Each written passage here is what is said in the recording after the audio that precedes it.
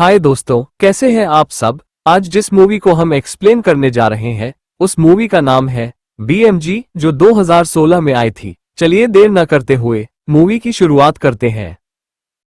Movie की शुरुआत में सोफी नाम की लड़की को दिखाते हैं जो अनाथालय में रहती है। गेट के पास पड़े कुछ लिफाफों को सोफी लेकर चीफ के कमरे में सेट कर देती है। कुछ देर में उसको अनाथालय के बाहर से शोर सुनाई देता है। कुछ लड़के शोर कर रहे थे। सोफी उन्हें खिड़की से कहती है कि अगर वह यहाँ से नहीं गए तो पुलिस को बुलाया जाएगा, क्योंकि बच्चे सो रहे हैं और डिस्टर्ब हो रहा है। ये सुनते ही लड़के भाग जाते हैं। कुछ देर में सोफी अपने ऊपर कंबल ओढ़ के और टॉर्च की लाइट में किताब पढ़ने लगती है। तभी रोशनी के कारण चीफ हेडली आ जाती है और देखती है कि सारे बच्चे सो रहे हैं। सोफी जल्दी से अपनी लाइट को बंद कर देती है। चीफ चली जाती है। कुछ देर बाद बिल्ली खिड़की के बाहर आकर किसी को देखकर शोर करती है।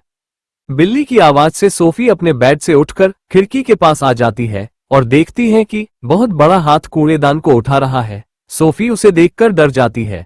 उसी समय एक आदमखोर सोफी को देख लेता है। सोफी डर के मारे अपने बेड पर आकर कंबल ओढ़ के सो जाती है, लेकिन आदमखोर सोफी को अपने लंबे हाथ से हाथ में भर के ले जाता है। तभी एक आदमी जा रहा होता है तो वह आदमखोर जल्दी से दीवार में छुप जाता है और कुछ देर बाद उछलता कूदता हुआ सोफी को कंबल में ले जाता है और घर जाकर एक पेड़ पर टांग देता है। थोड़ी देर में सोफी देखती है कि एक आदमखोर चाकू से कुछ मांस कट रहा है और वह सोचती है कि कहीं उसे भी ना काट दे। कंबल से उतरकर अपने आप को बचाने की कोशिश करती है। तभी वह आदमखोर सोफी को देख लेता है।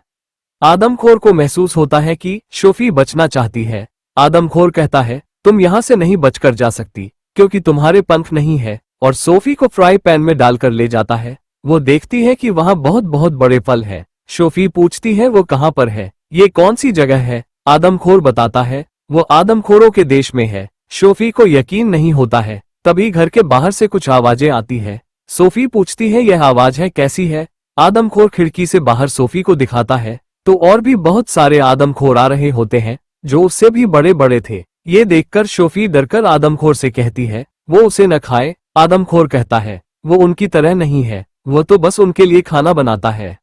आदमखोर कहता है उनके लिए लोगों को किडनैप करता है।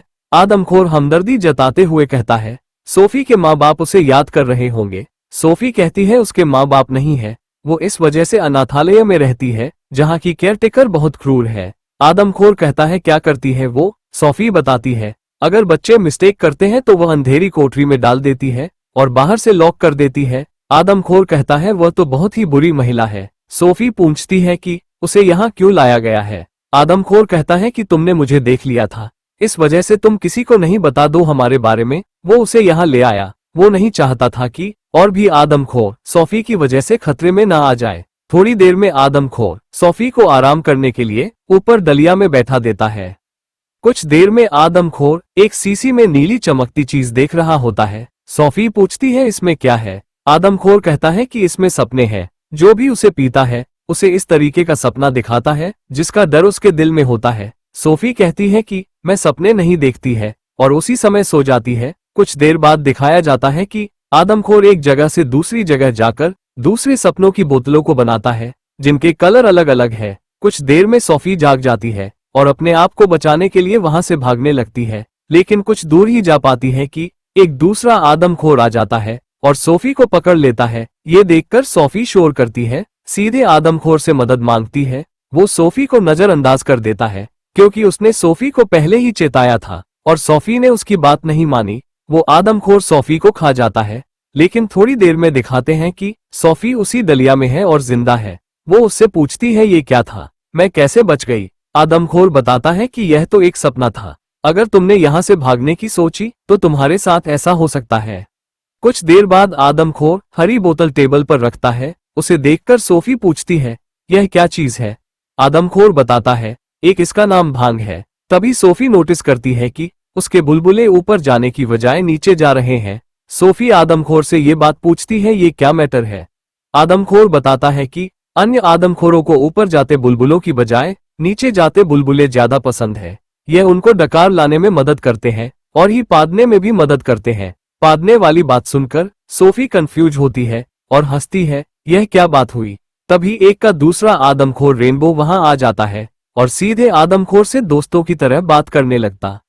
रेनबो सीधे आदमखोर से पूछता है कि किससे बात कर रहे हो। वो मना करता है कोई नहीं है। तभी रेनबो को इंसान की खुशबू आ जाती है। कहता है लगता है कोई तो है यहाँ पर, और पूरे घर में ढूंढने लगता है। ये देखकर सोफी ककड़ी के अंदर छुप जाती है और सीधा आदमखोर को फिर मना करता है कि यहाँ कोई नहीं है। उसी समय में रेनबो को ककड़ी पड़ी मिलती है। वो उसे उठा लेता है। सीधा आदमखोर, जिसका नाम एडम है, कहता है इसको खा सकते हो, क्योंकि उसे नहीं मालूम था कि उसके अंदर सोफी है। वो खाने वाला ही होता है। तभी एडम देख लेता है कि सोफी बाहर निकालने की कोशिश कर रही है। वो जल्दी से रेनबो को रोकता है। ये सब्जी तुम्हारे लिए ठीक नहीं है। रेनबो सब्जी को जमीन में फेंक देता है और पैर से कुचलने ही वाला होता है कि एडम उसे रोकता है और कहता है बारिश आ गई है, अन्य आदमखोरों को भांग की जरूरत है, और उसे भांग की बोतल देकर बाहर भेज देता है। रैम्बो के जाने के बाद एडम सोफी को ककड़ी के अंदर से निकालता है और एक दूसरे कमरे में ले जाता है, जहां बहुत सारी बोतलों को देखकर सोफी भी बहुत एक्साइटेड होती है, लेकिन कुछ पूछती नहीं है। थोड़ी देर में एडम उसे पानी से नहलाता है। उसके बाद उसे थोड़ी तपीस दिलाता है। उसके लिए सोफी मना करती है। थोड़ी देर बाद एडम उसे बहुत सारे कपड़े देता है। उनमें से सोफी कुछ कपड़ों को पहन लेती है और एक रेड जैकेट पहन लेती है। उसे देखकर एडम कहता है बहुत प्यारी लग रही हो, और कुछ देर में वो सोफी को पेड़ पर बने घर पर ले जाता है और सोफी को छुपा देता है। वो कहता है कि तुम यही रहना, मैं किसी काम से जा रहा हूँ। तो सोफी कहती है तुम किस काम से जा रहे हो। एडम कहता है वो गुप्त काम से जा रहा है। तभी सोफी कहती है कि उसे अपने घर जाना है। एडम कहता है कि अगर तुम यहाँ से जाओगी तो जो और आदमखोर है वह खा जाएंगे, इसलिए तुम्हें यही रहना चाहिए जब तक एडम वापस न आ जाए। एडम सोफी को ट्री हाउस पर छोड़कर चले जाता है। आगे दिखाते हैं कि सोफी फिर से एडम से जिद करती है कि वह अपने घर जाएगी, लेकिन एडम उसकी जिद को नहीं मानता है। सोफी कहती है अनाथालय में उसका कोई दोस्त नहीं है। वो एडम को ही दोस्त मानती है। वो नहीं जानती है कि दोस्तों से कैसे बात करते हैं। ये सुनकर एडम इमोशनल हो जाता है और उसे उसके घर छोड़ने के लिए राजी हो जाता है। जैसे ही वो उसे बाहर लेकर आता है तो बहुत सारे आदमखोर वहां आराम कर रहे होते हैं। एडम चुपके चुपके जाता है, उनका बैग चुरा लेता है। तभी एक आदमखोर उठ जाता है और एडम को पकड़ लेता है, जिसको देखकर सोफी जल्दी से वैन में छुप जाती है। वो सब एडम के साथ खेलने लगते हैं। एडम को उल्टा सीधा कर देते हैं और थोड़ी देर में उसे ट्रक के ऊपर बैठाकर नीचे फेंकने वाले होते हैं, लेकिन एडम बच जाता है। एडम के साथ मस्ती करने के बाद उसे छोड़ देते, लेकिन वो नहीं छोड़ते हैं और उल्टा कर देते हैं। तभी बारिश आ जाती है। आदमखोर पानी से बहुत डरते हैं और इधर उधर भागने लगते हैं। इसका फायदा उठाकर एडम सोफी को एक बैग में छिपाकर वहां से चल देता है और सोफी को लेकर एक चोटी के ऊपर चढ़ने लगता है। सोफी कहती है एक आदमखोर दूसरे आदमखोर के साथ ऐसा कैसे कर सकते हैं। एडम कहता है जाने दो, जिसको जो करना है करे। सोफी कहती है ये तो गलत है ना। उधर रेनबो सोफी के कंबल को देखते हुए कहता है इसमें से तो इंसानों की खुशबू आ रही है, जरूर यहाँ कोई इंसान था और एडम ने उसे हमसे छुपाकर बहुत बुरा किया है। उधर एडम सोफी को लेकर चोटी की ऊंचाइयों पर पहुंच जाता है, जिसका नाम ड्रीम कंट्री था, जहां तारे टिमटिमा रहे थे और नजारा बहुत ही बेहतरीन था। सोफी वहां चलने लगती है। एक पेड़ बहुत टिमटिमा रहा था, जिस पर बहुत सारे सपने थे। एडम सोफी को सपनों को पकड़ने की कहता है। सोफी एक सपने को पकड़कर बोतल में डाल देती है। सोफी को उसमें अपना चेहरा नजर आता है।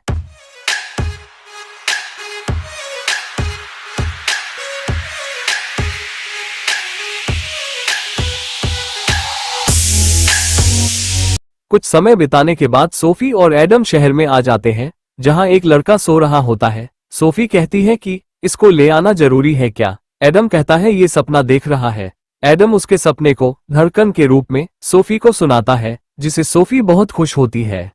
सपना सुनने के बाद एडम इधर उधर देखता है, क्योंकि उसे कुछ आवाजें सुनाई देती है। एडम चुपके से देखता है तो रेनबो और अन्य आदमखोर अपने देश में लौट रहे हैं। तभी सोफी कहती है ये मॉन्स्टर हैं और तुम इन लोगों के लिए बच्चों को क्यों चुराते हो, ये सब काम छोड़ दो। एडम सोच में पड़ जाता है। तभी सोफी कहती है कि उसका कंबल एडम ने देखा है क्या। एडम मना करता है। सोफी कहती है शायद आदमखोरों के देश में गिर गया, लेकिन एडम समझ जाता है ये सोफी के लिए खतरा है, पर उसे कुछ नहीं कहता है। आगे दिखाते हैं कि सोफी अनाथालय के बाहर लेटी हुई है। जैसे ही वो उठाती है तो देखती है एडम वहां से जा रहा होता है। वो एडम को आवाज देकर रोकती है, मुझे यहाँ मत छोड़ो, मैं अनाथालय में रहना नहीं चाहती और हम दोनों को मिलकर उन आदमखोरों को मारना भी तो है। लेकिन एडम कहता है कि तुम्हारा यहाँ रहना ही सेफ है।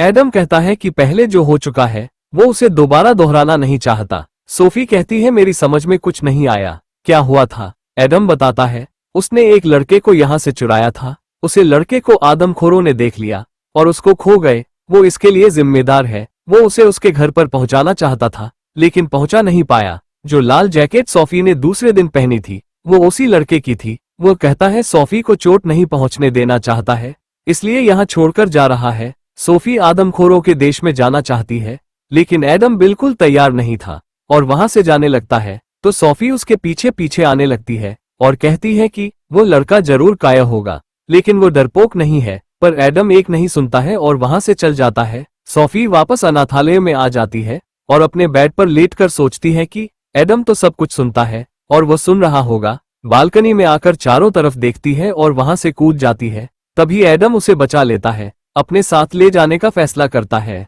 एडम को वापस आते में रेनबो देख लेता है। कुछ देर बाद दिखाते हैं कि सोफी एडम से कहती है उन्हें कुछ प्लान बनाना होगा, अगर वो उन पर अटैक करते हैं तो बचा जा सके। एडम कहता है उसकी समझ में कुछ नहीं आ रहा है।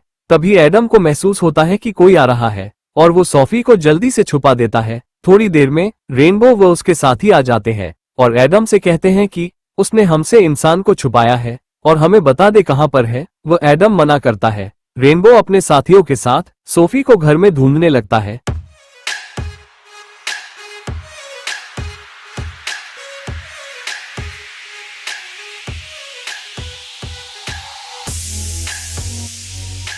सोफी चालाकी से इधर से उधर होने लगती है जिससे वो उन्हें देख पाए। कुछ देर बाद सोफी ने ट्री हाउस में एक पेंटिंग देखी है जो उसी लड़के की थी और वो समझ जाती है कि एडम और वो लड़का ट्री हाउस में रहे थे। कुछ देर में आदमखोर एडम के पूरे घर को तहस नहस कर देते हैं। एडम गुस्से में कहता है जाओ यहाँ से, यहाँ कोई इंसान नहीं है, होता तो तुमको मिल जाता। ये सुनकर वो आदमखोर वहां से चले जाते हैं। एडम घर को देखकर सुस्त हो रहा होता है क्योंकि उसके बंद किए कुछ सपने ही बचे थे। उसी समय सोफी आकर कहती है कि उसे एक आइडिया आया है, आदमखोरों को भगाने के लिए महारानी का सहारा लेंगे। एडम कहता है वह हमारी मदद क्यों करेगी। सोफी एडम को पूरा प्लान समझाती है, किस तरीके से उनको हम सपने में सब कुछ दिखाएंगे। कुछ देर में सपनों को मिक्स करने लगते हैं। सपनों को मिक्स करके कुछ देर में सोफी और एडम महारानी के महल में पहुंच जाते हैं। एडम सोफी को खिड़की पर बिठा देता है और सपने को छोड़ देता है। महारानी सपने में देखती है कि बच्चों का किडनैप हो रहा है। महारानी चौंक कर जल्दी से उठ जाती है। तभी महारानी की नौकरानी मैरी वहां आ जाती है और कहती है कि क्या हुआ। महारानी मैरी को बताती है कि उसने बहुत बुरा सपना देखा है, बच्चे गायब हो रहे हैं, कोई बच्चों को किडनैप करके ले जा रहा है। बहुत ही डरावना सपना था। मैरी महारानी को न्यूज़पेपर दिखाकर कहती है कि ये तो सच में हो रहा है। महारानी न्यूज़पेपर देखकर चौकन्नी रह जाती है। तभी वो देखती है कि एक लड़की खिड़की पर खड़ी है। सोफी महारानी से कहती है कि उन्हें याद है सपने में क्या देखा है और सोफी सारी बातें महारानी को बता देती है। कुछ देर में एडम को भी वहां बुला लेती है। एडम वहां से गायब हो जाता है लेकिन एडम डरपोक नहीं था और निडर होकर महारानी के सामने आ जाता है। महारानी को पूरा यकीन हो जाता है कि आदमखोर रियल में है और प्राइम मिनिस्टर से फोन कर सारी सिचुएशन बता देती है। लेकिन प्राइम मिनिस्टर को यकीन नहीं होता है, लेकिन महारानी के कहने पर वह यकीन करता है और सेना को आदेश देता है कि महारानी से जाकर मिले। इसके बाद शॉपी को पहनने के लिए कपड़े दिए जाते हैं और वह तैयार होकर रानी के साथ डिनर के लिए नीचे आ जाती है। जहां एडम भी आता है, उसको एक स्पेशल सीट दी जाती है। खाना खाने के बाद में कहता है बहुत ही ज्यादा शानदार खाना है। उसके बाद एडम को कॉफी दी जाती है जिसे वो थूक देता है। सोफी और एडम महल में बहुत एंजॉय करते हैं। उसके बाद एडम महारानी को भांग देते हुए कहता है ये खास रानी के लिए। रानी बुलबुलों के बारे में पूछती है। एडम कहता है पीकर देखो, मजा आ जाएगा। तभी वहां सेना के अधिकारी आ जाते हैं और रानी ड्रिंक पीने के बाद सेना को एडम व सोफी के साथ जाने का आदेश देती है। वो आदमखोरों के देश के लिए निकल जाते हैं। वहां पहुंचकर सेना, एडम और सोफी देखते हैं कि सारे आदमखोर आराम कर रहे होते हैं। तभी एडम लाल सपनों से उनकी नाक में एक बेहोश करने की दवा डाल देता है। वो सब बेहोश हो जाते हैं। थोड़ी देर बाद एडम और सोफी आपस में बात करते हैं कि उनके सपने खत्म हो गए हैं। तभी सोफी कहती है हम सपनों को कैद करने चलते हैं और वो दोनों सपनों को कैद कर ले आते हैं। उसके बाद एडम आदमखोरों को देखने आता है क्या हाल है उनके। आदमखोर जाग जाते हैं और एडम को मारने लगते हैं। सोफी लाल सपनों से भरे एक जार को फोड़ देती है जो उड़कर सारे आदमखोरों को बहुत परेशान करते हैं। तभी रेनबो सोफी पर अटैक करता है, लेकिन एडम उसी समय आकर सोफी को बचा लेता है। उधर सेना आकर सारे आदमखोरों के ऊपर जाल फेंककर उन्हें कैद कर लेती है और हवाई जहाज से लटकाकर एक अनजाने आइलैंड पर छोड़ आती है। कुछ दाने भी उनके खाने के लिए छोड़ दिए जाते हैं। सारे आदमखोर देखते रह जाते हैं। इधर महल में सोफी को रॉयल दर्जा मिलता है और ऐसो आराम के लिए जगह दी जाती है, लेकिन एडम और सोफी भी आपस में अक्सर मिलते रहते हैं। इस तरह इस शानदार मूवी का एंड हो जाता है। मूवी पसंद आई हो तो लाइक करें, चैनल को सब्सक्राइब करें। धन्यवाद।